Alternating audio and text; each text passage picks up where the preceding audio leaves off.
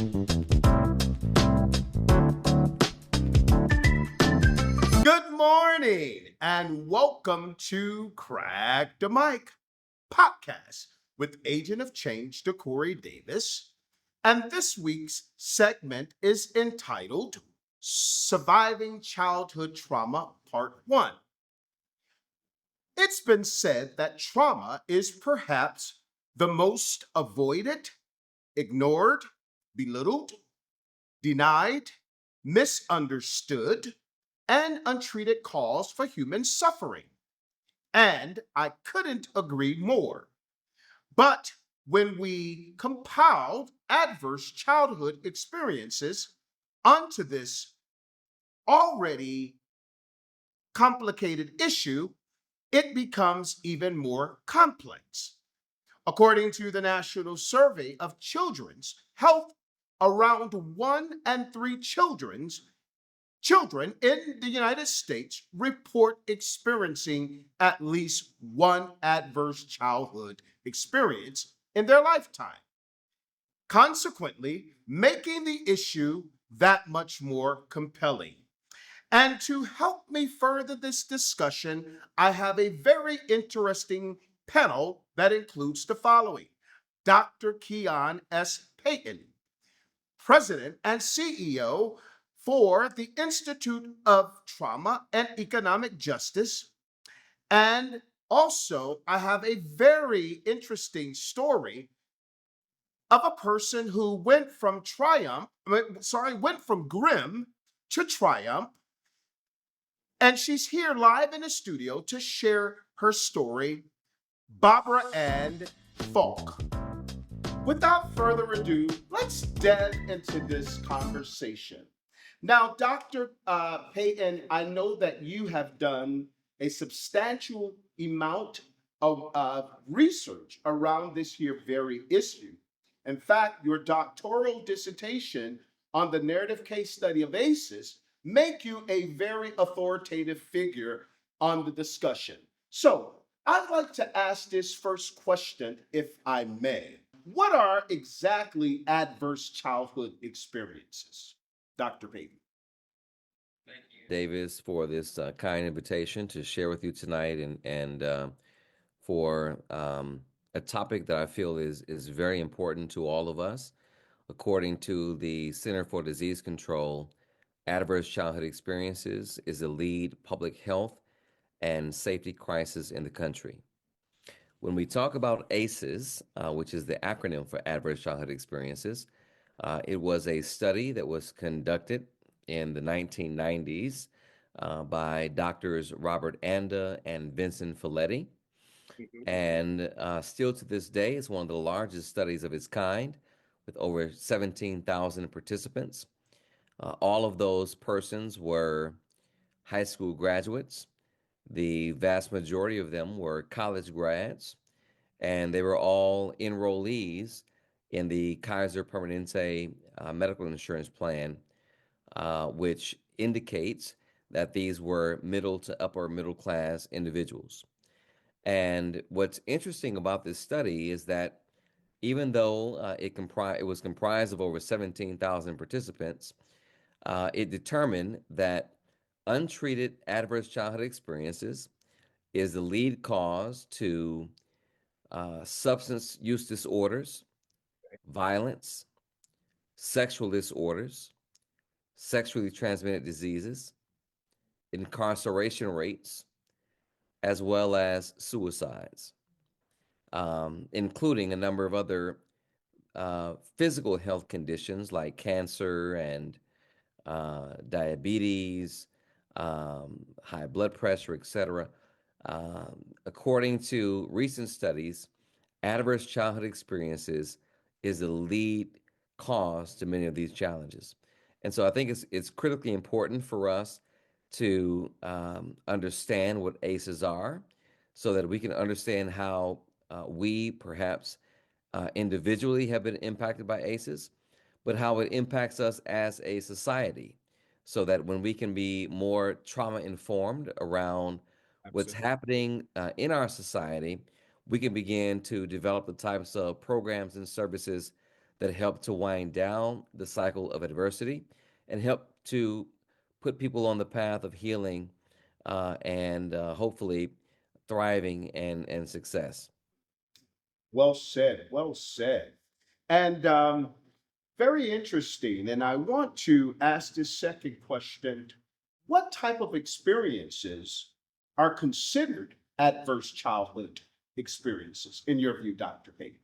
According to the study, there are 10 questions Mhm. that are asked to determine what your ACE score is. Okay. And so some of those questions are, were you ever victim of witnessing spousal abuse? Mm. Was a parent in your household a substance use disorder affected person? Were Mm. you separated from a parent, either from incarceration or divorce, or just not having a parent in your in your life?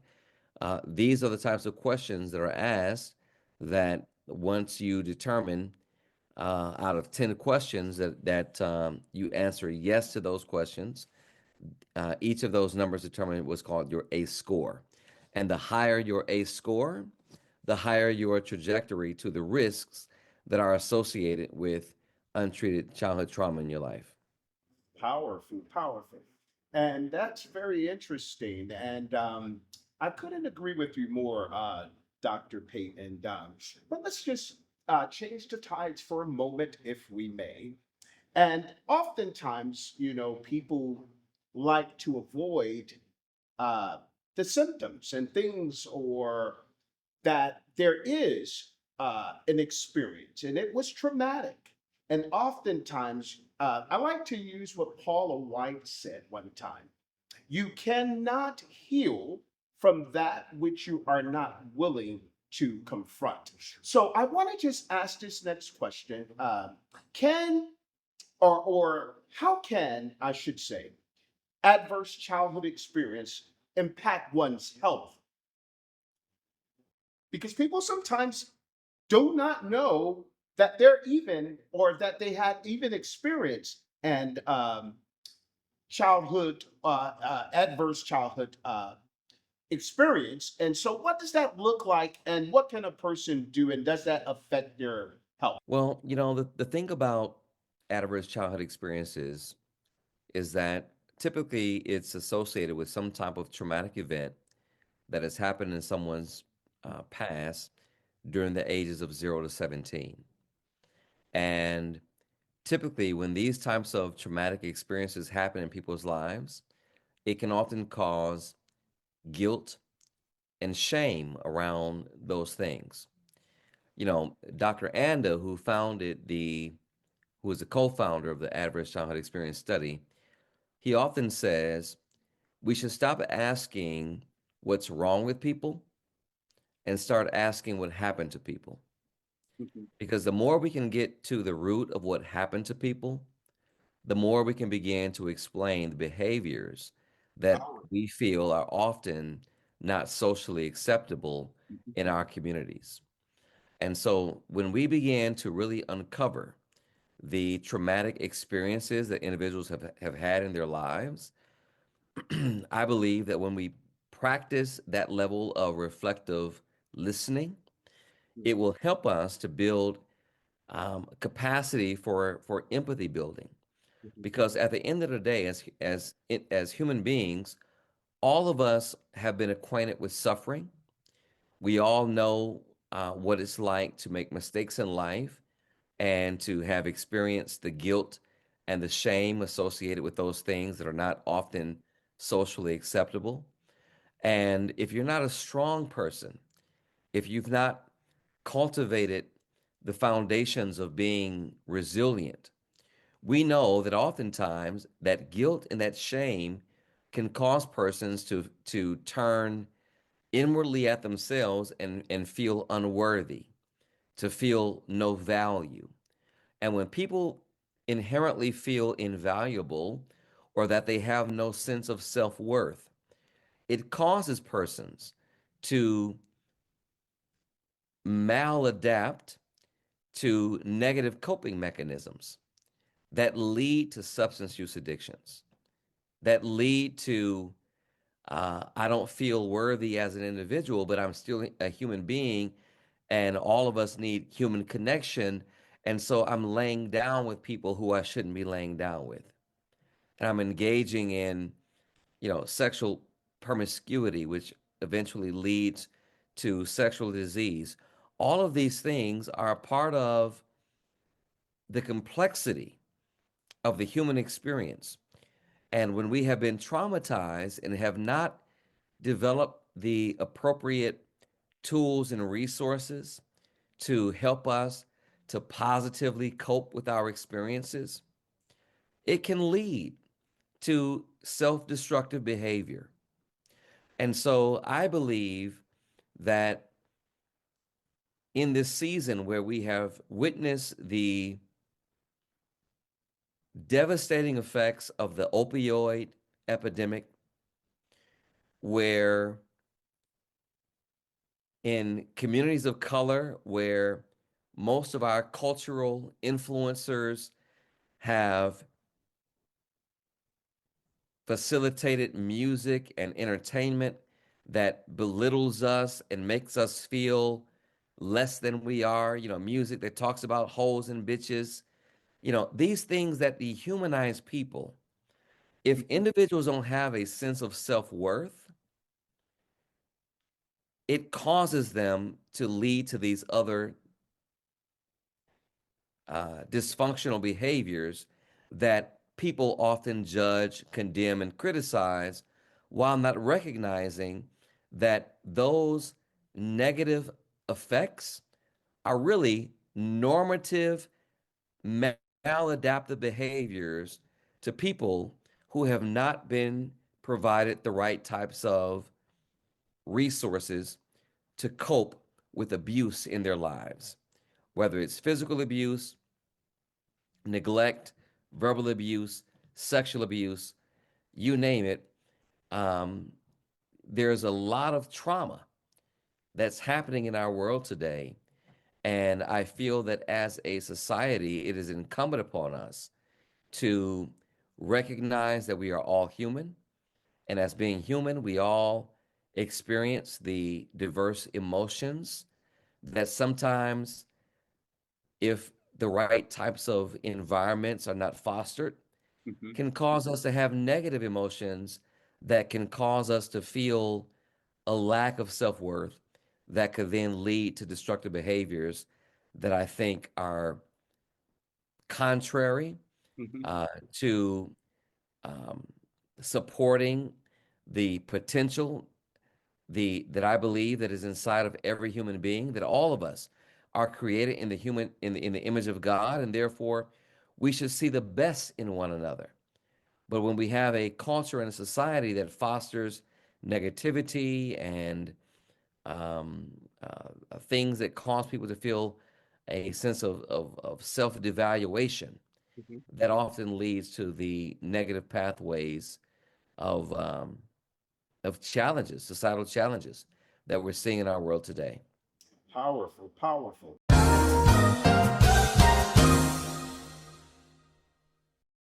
Recently, I realized that I could use some help with basic everyday tasks, but Hal depends on me, and I'm not going to leave him. I don't have to.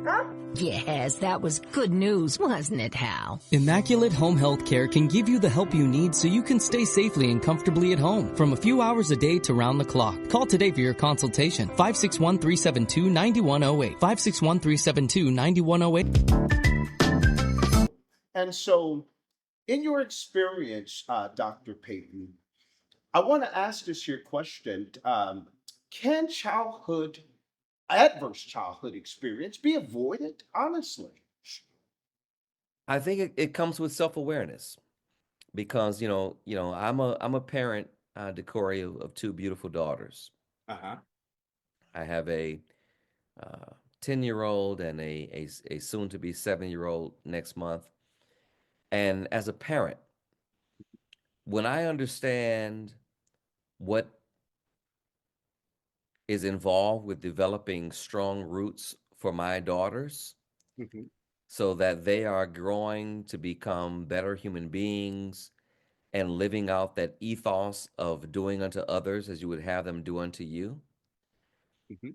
I recognize the importance of identifying areas that I may have been traumatized as a parent, Absolutely. Absolutely. which may have contributed to my negative behaviors or things that are not, necessarily the most positive things in me that I don't want to pass down to my kids. So when I'm aware of how I've been traumatized in my personal life and experiences, not only does that help me bring a sense of awareness to what has shaped and formed me for good and Mhm. bad, but it also provides an opportunity for me to reflect and to engage my children to protect them from Mhm. those things that I feel may have had a negative impact on my ability to fully flourish,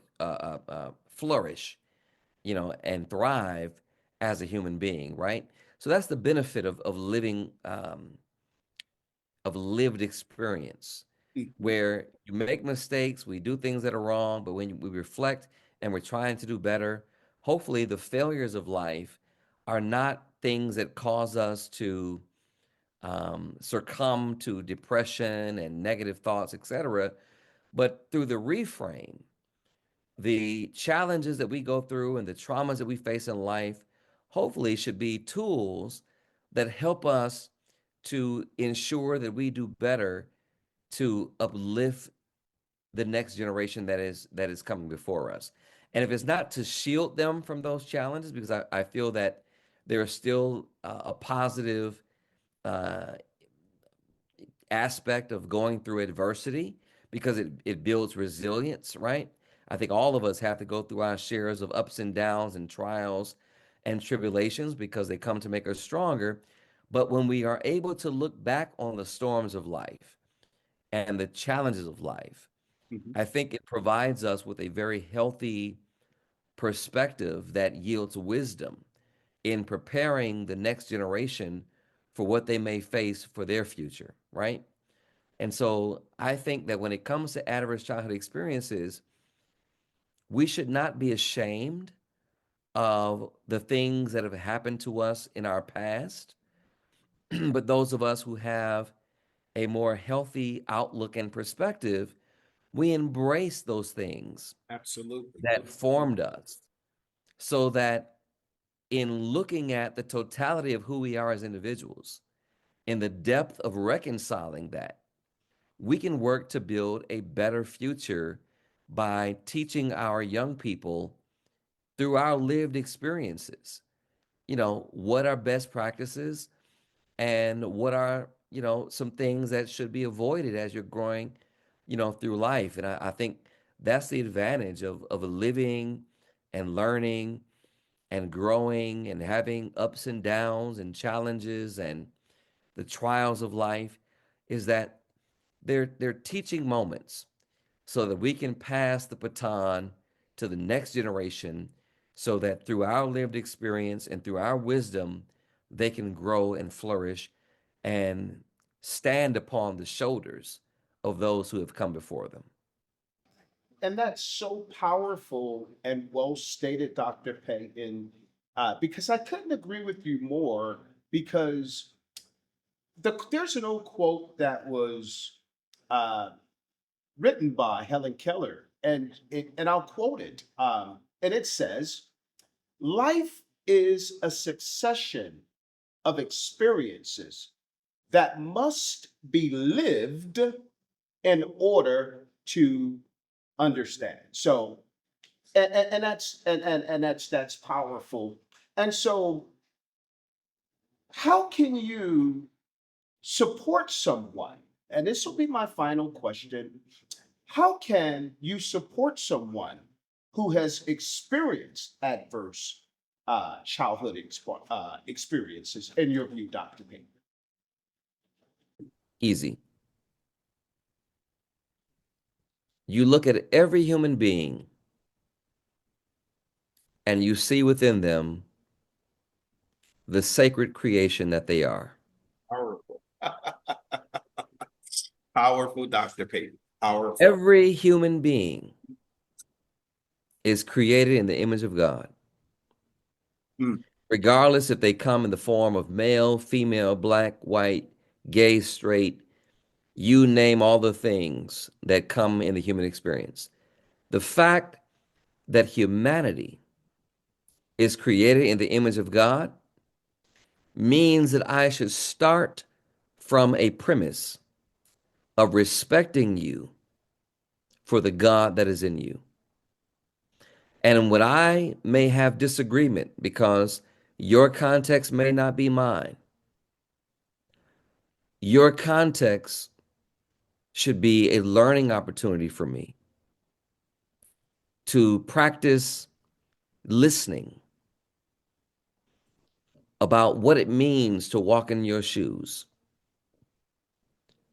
to understand who Decory is. Powerful. Powerful. With no presupposition, right? Not expecting anything other than, if you're my brother, I want to know you. That's powerful, Dr. Payton. That's powerful. You understand? That's powerful. And the same thing. And if you're my sister, who are you? Absolutely. With no judgment, with no condemnation. You tell me who you are, because guess what KSP can do? And you call me Dr. Payton, but those who know me well know me as KSP. What KSP gonna do, I'm gonna tell you who I am. Absolutely.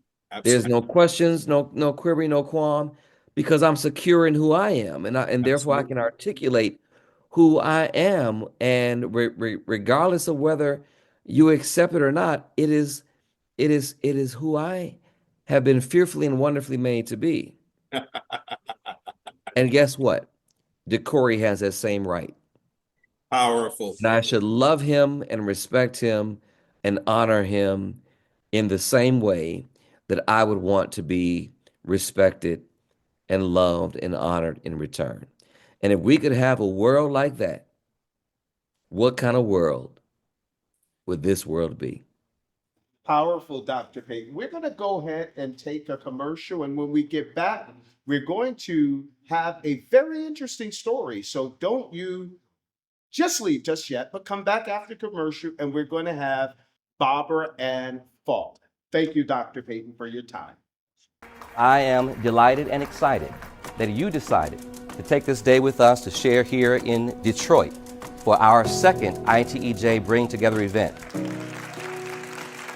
As the founder and CEO of the Institute of Trauma and Economic Justice, our goal really is to create greater awareness to the realities of adverse childhood experiences, which we now know are the lead public health and safety crises in the country. Before I leave, I like to leave the listeners with this thought by Alice Little. As traumatized children, we always dreamed that someone would come and save us. We never dreamed that it would,